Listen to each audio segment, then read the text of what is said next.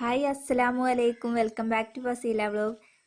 അപ്പോൾ ഇതിൻ്റെ വീഡിയോസൊക്കെ ഒന്ന് ഇഷ്ടമാവുകയാണെങ്കിൽ പ്ലീസ് ഒന്ന് സബ്സ്ക്രൈബ് ചെയ്യാനും ലൈക്ക് ചെയ്യാനും ഷെയർ ചെയ്യാനും മറക്കല്ലേ. അപ്പോൾ ഇന്ന് നമുക്ക് ഇവിടെ വീട്ടിൽ തന്നെ ഞാൻ നട്ടു വളർത്തിയ ഒരു അത്ഭുത ചെടിയെക്കുറിച്ചാണ് കേട്ടോ പറയാൻ പോകുന്നത്.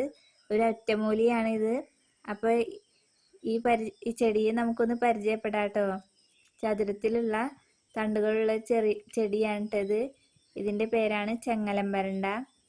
ഇതിന് ബോൺ അഥവാ എല്ലുകളോട് സാമ്യമുണ്ട്.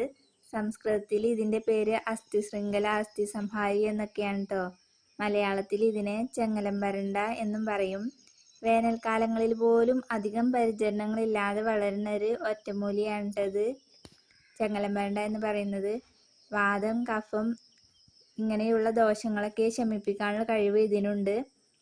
രക്തസ്തംഭനം പ്രോപ്പർട്ടീസ് ഉണ്ട് കേട്ടോ. ദഹനശക്തി വർദ്ധിപ്പിക്കും.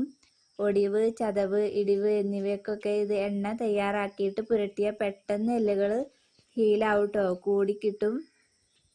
പിന്നെ ഇതിൻ്റെ ഒരു പ്രയോഗം പറയാം.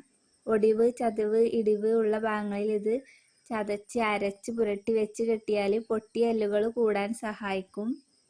രണ്ടാമതായി ചെങ്ങലമര ഇടിച്ച് പിഴിഞ്ഞ് നീരെടുക്കുക. അത് രണ്ടാമതായി ഒരു ടേബിൾ സ്പൂണ്, അതിന് സമം ഒരു ടേബിൾ സ്പൂൺ തന്നെ തേനും ചേർത്ത് പതിവായി രാവിലെ വെറും വയറ്റിലും രാത്രി ഡിന്നറിനും 1 മണിക്കൂർ മുമ്പ് കഴിക്കുകയാണെങ്കിൽ നമുക്ക് ഇറഗുലർ പീരിയഡ്സ് മാറാനൊക്കെ സഹായിക്കും കേട്ടോ.